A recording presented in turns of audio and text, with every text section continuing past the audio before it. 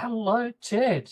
Welcome to A Prophet's Lessons from the Trenches. Now, let me just give a bit of an idea as to who you are and what you're about. You focus on helping first-time buyers avoid business failure. Now, that's what we want. Yeah. And you work with Suncoast Partners, who is an independent firm focused on business acquisitions within the US defense industrial base. Mm. Now, that just opens up so much. But yes, welcome. Well, thanks, Craig. I'm happy to be here. That's good. So, okay, I've got a question for you straight off the bat. You focus on first time buyers and then you go on about defense. Do first time buyers really get into defense business Oh yeah, normal? absolutely. And just to be clear, there's not necessarily a connection there. So I try to help first-time buyers who are looking to buy their first business, regardless of industry, and help them avoid some Ah, of the common mistakes that lead to failure later on. And I should know, I've experienced it myself. And then on the defense side, my background is all in defense. I spent 10 years in the Air Force, almost all in defense contractor acquisitions. And then even when I moved into big tech, I spent a lot of that time working for the US government, working, building out their IT structure. And so that's kind of my sweet spot. I understand the space very well. And, a lot of the defense contractors in the United States, they're former veterans and they're running their own businesses. So yeah, there's a lot of independence in that space. well, I was looking at your history, and really you are a geek, aren't you? You've got a long history of being a geek. And I recognize that because I've got 20 odd years of IT myself. So I recognize a lot of your history there, which is great. But it gives you you've done program management work, you've done technical program management work. The skills there that you learnt are adaptable to any industry. And I imagine you could not only just look at a business, but you can delve down right into the weeds, so to speak. Well, definitely on the technical side, that's for sure. And so, one of the great things about being a technical program manager or being in that space is that you have to know how to code. You have to know how IT structures work together, but you have to be able to speak that in English so that the product managers and the customer support people can understand what you're talking about. And so, and then translate back and forth. And so I'm pretty comfortable on the tech side. And although I'm definitely not a software engineer, you're not going to see me like lighting up GitHub anytime soon. I still like to code. So I've always felt very happy in that space. And that just kind of goes hand in hand with defense. That's where my background is. And there's been a big push, over the last several years to modernize the defense industrial base. And so modern tech is a big part of that, especially cloud technology. Well, you learnt that lesson early. It took me a long time to learn that. What I learnt was that you don't talk to people any higher than a 12-year-old. Otherwise, they just don't get it.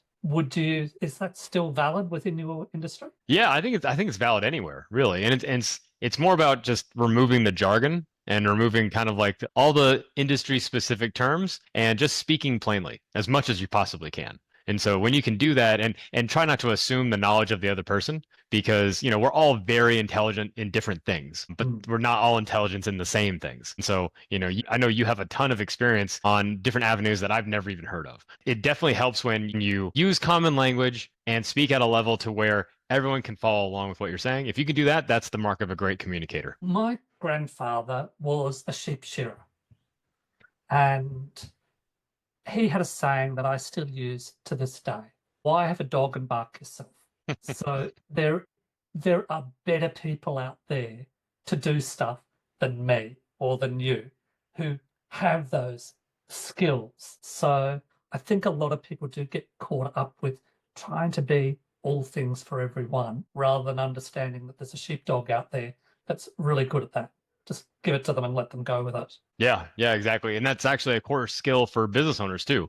Like you have to understand every aspect of your business and be able to, direct things in the right direction. But one of the best things you can do is understand that like you're not going to be the best at each one of those tasks in each one of those jobs and surrounding yourself with people who are better than you at those jobs. It's Mm. really important. Otherwise, you're never actually going to move forward. I just realized I failed this communications test. You're American, aren't you? Do Oh you yeah. even know what a sheep is? A ship? I A mean the kind sheep. that sheep. Yes, A yes, the sheep. sheep. Do you Yeah. even know what one of those is? So not in America. I mean, of course there's sheep. It's funny you say that though, because the only time I've ever actually like really gotten close to a sheep was on a trip to Ireland. Yeah. Yeah, they had some sheep there, and it's like you can come by and pet the sheep. It was actually kind of fun. Oh, that's good. No, I should try and keep my anecdotes pertinent to the culture as well, shouldn't I? Let's hit you up with the big one for the day, shall we? You've got a book. Tell me It's about your yeah. book, please. Well, it's currently Because being this drafted. Yeah. is a book that everybody should be reading. If you have any interest in this space at all, this is what we need to be reading. So please tell me about it. Well, I hope so. I mean, it's called Buyer Beware, and it's a compilation of stories from people who have acquired a business within the last 5 years and that business has failed. There's two main reasons why we don't hear these stories. Like, when you go online, there's tons of stories about success. There's tons of stories about, hey, you should go out and buy a business. And there's not a whole lot of conversation around the risk involved. And businesses do fail all the time. The big reasons we don't hear about, especially the acquisition parts of them, at least in the conversations I've had, are twofold. One, because it just sucks to talk about that online. Like, nobody's itching to go out on LinkedIn or anywhere else and say, hey, I'm happy to announce that I'm now bankrupt and my businesses went under and now I'm broke and that was fun. Like, that's terrible. It's not fun. It's a terrible experience, and I definitely don't want to make light of that. That's for sure. But the second reason is equally important, which is in the vast majority of these cases, there's a lawsuit and there's some sort of settlement agreement. And in that settlement, there's going to be a non-disclosure, non-disparagement agreement, which means even if you wanted to, you can't talk about it. And so that's one of the big reasons why you don't hear these stories. And so, when my business failed, I kind of withdrew into a cave for a few months, not sure what to do with myself and kind of in shock. And it took a while to digest it. But then when I started to reemerge, I came out and started talking on LinkedIn and other places online about how, what it's really like if you go through a settlement, and you go through a bankruptcy, and you go through insolvency. And, without, giving away the details that I personally can't talk about, because I have a non-disclosure, non-disparagement. But then as I started talking about those things, I started having people reach out to me and message me directly and say, hey, yeah, this happened to me. Hey, yeah, my business failed last year. Hey, yeah, blah, blah, blah. And I was blown away. I did not expect that. I didn't expect that there would be that kind of response. And I started talking to these people and I started to realize, like, there's a lot of similarities. There's a lot of lessons learned here that no one's ever going to hear because we can't talk about that. And so I made the decision that I was going to interview as many of these people as possible, get their stories in detail, anonymize those stories, and then publish them in a book called Buyer Beware. That way people can actually read these stories and understand some of the different situations that people have gone through. And the goal is not to dissuade people from buying a business. I think it's a great opportunity. I think it's a wonderful space. But the goal is to help people pause and think about how to do a proper risk analysis before they jump into something they're unprepared for. So ultimately, my hope is that when new people are looking to get into the space, and they want to learn about what it means to go out and buy small businesses, I hope that they read Buy Then Build by Walker Deibel, and I hope that they read the HBR guide, the HBR guide to buying and selling small businesses. But then right next to it, I hope that Buyer Beware is right there. That way they can see that it's not just all sunshine and rainbows. It's not all wonderful success. There are real failures there, and you need to understand like what some of those stories are and what some of those lessons are. That way you can do what you can to mitigate those and avoid the biggest pitfalls. I'm looking forward to the page, the end, where it has all the thank you to credits and all that sort of stuff. It's going to be the only book that's going to have all the credits redacted. Yeah. Yep. Exactly. Yeah. Exactly right. But here's one thing that I wanted to idea, if you like. Yeah, I actually think that's kind of funny. But one of the things I wanted to be really clear about is that although each of the stories are anonymized, for the protection of the individual, I've kind of done it in a way that each chapter is a story, each story is a narrative. That way you can follow along with what's actually happening. But then at the end, it's kind of like a case study. There's going to be 2 or 3 takeaways or lessons learned. And these are not mine. They are directly from the person who experienced that. And so what I've done is I've asked them, like, hey, knowing what you know now, what are the biggest takeaways? What are your biggest lessons learned? And then more important, and also, what do you wish you had known when you first got started? That way they can say those things in their own words. And then the readers, they can experience that and take from it what they need. I think when we first caught up, I told you about a trip that I did with my godson when he was moving house recently.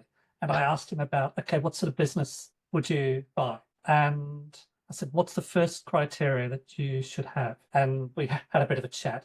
But the first criteria that I taught my godson was, don't look at a business that's under 5 years of age. Just, that's it. If it's under 5, don't even bother looking at it, because it doesn't. Most businesses fail. High percentage of the businesses fail, not just most, but 80+ % fail within that first 5 years. If a business has made it into that 5th year and it's there for a reason. He said, what if it's got a bad reputation? I said, well, if it's made it to 5 years and it's got a bad reputation, I said, it's still doing business. Why? The Still reputation exists. hasn't killed it yet. No.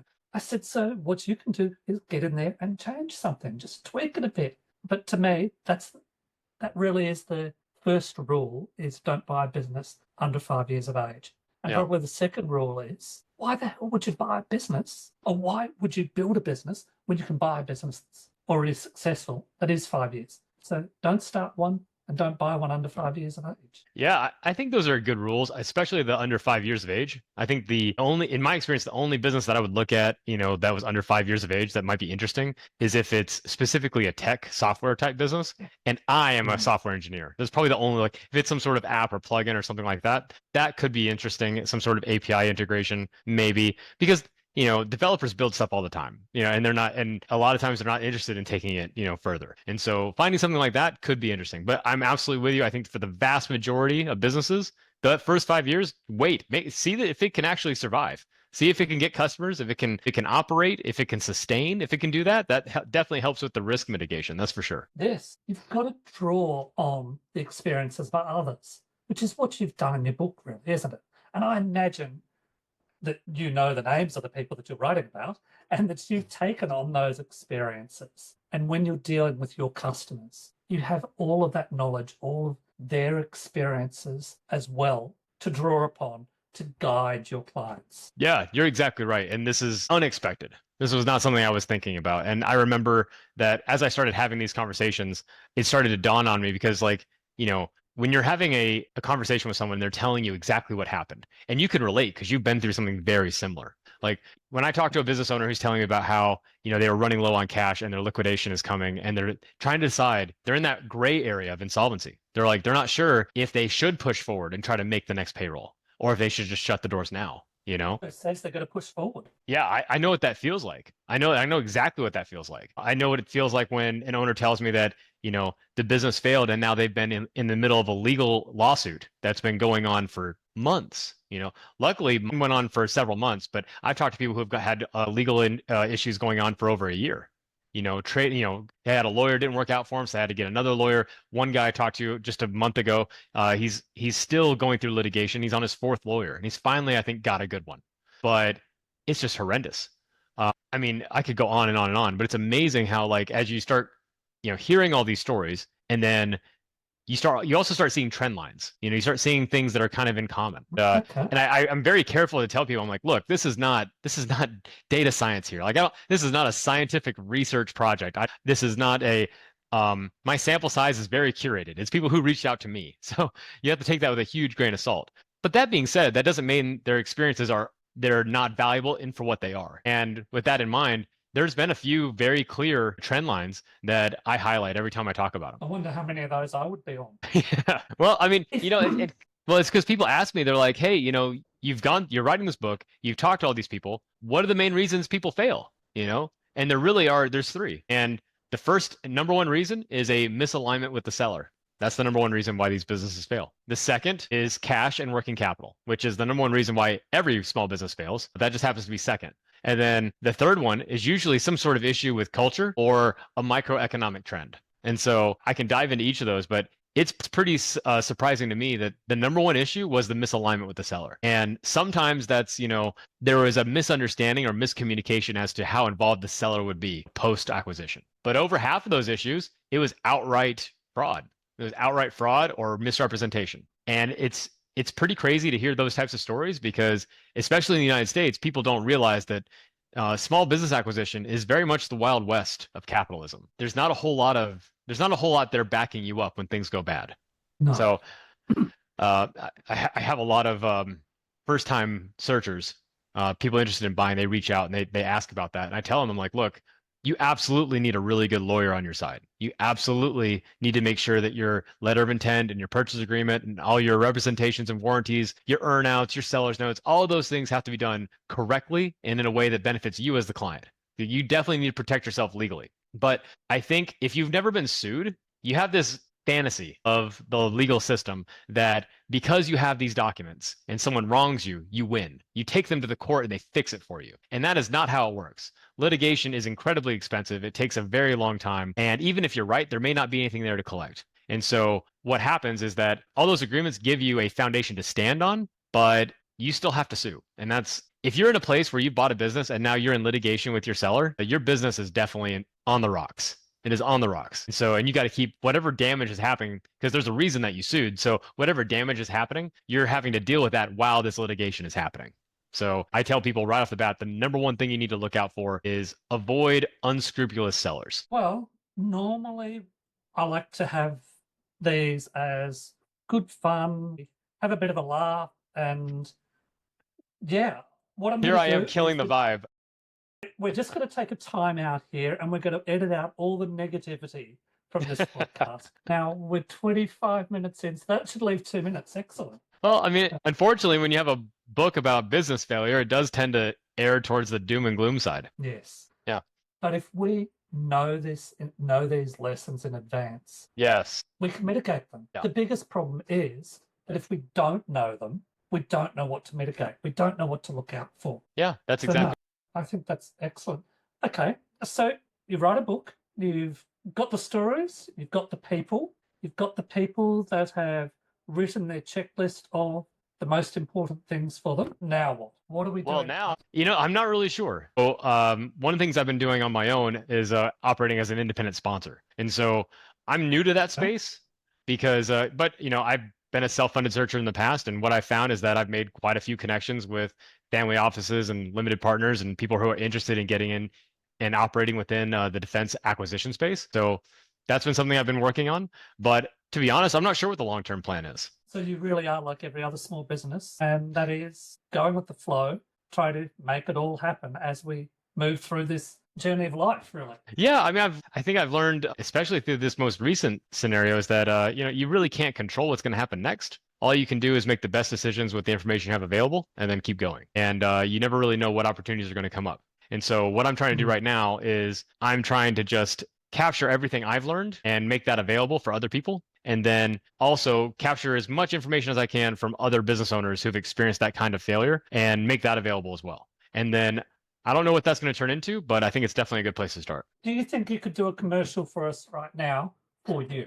What would be your buy box? What are you looking for? And what are the people that you want to attract towards you at the moment? And I say at the moment because things change. Yeah. So my buy box would be a defense industrial business, either in the US, the EU, or Australia. It would be between 2 and 10 million in EBITDA. And I would really like to focus on aerospace, light manufacturing, or IT enabled.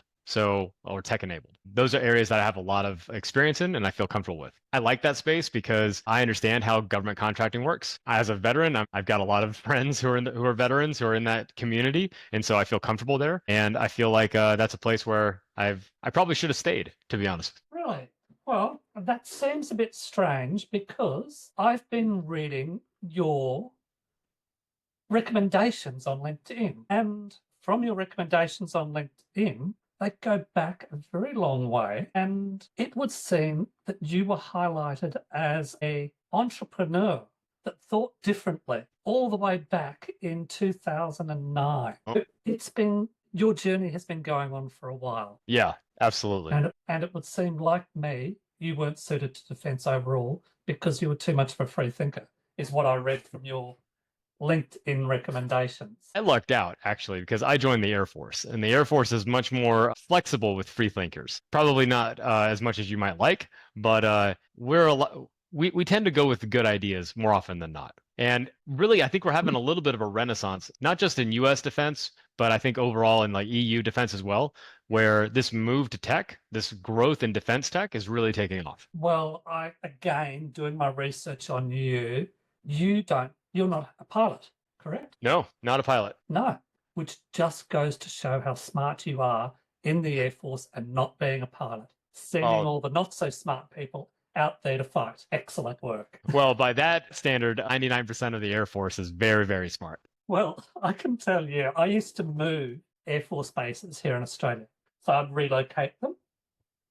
Yeah. And you'd get literally down and dirty sometimes. And we moved this filing cabinet once, and I can say all these particular helicopters are all buried now, literally buried. We buried them rather than give them to the Ukraine. But behind one of the filing cabinets, there was a 10-year-old defect notice. Oh, wow.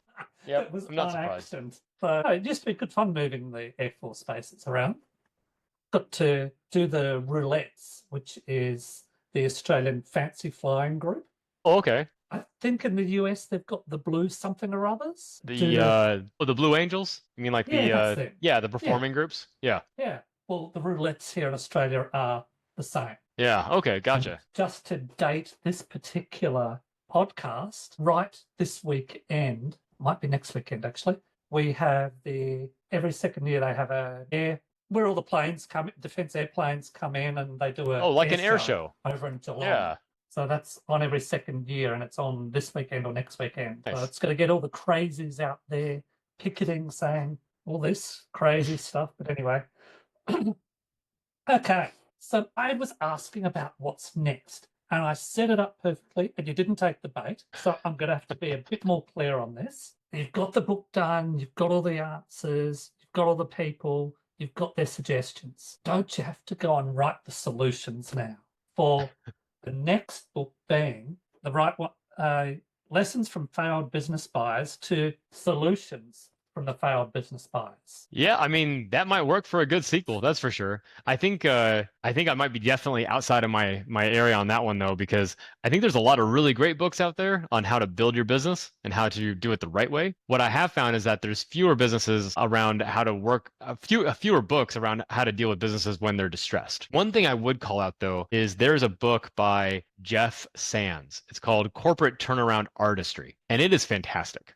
So he's one of the leaders in corporate distress turnarounds in the United States. And I remember, unfortunately, I did not get his book when I was going through my distressed situation, but I did read his book afterwards. And to be honest, it felt like therapy. As I was reading the book, it felt like he was sitting right next to me, like walking me through my experience of like that, like this is what happened to you, and this is how things went bad, and this is what you could have done to fix it. And I cannot recommend that book enough to anyone. If you're a business owner, like having that with you, because obviously you're not going through a distress situation, but we all face headwinds at some point, and the principles that he put in that book are very much like how to grind it out and how to win when everything is on the line, and it's just fantastic. Okay.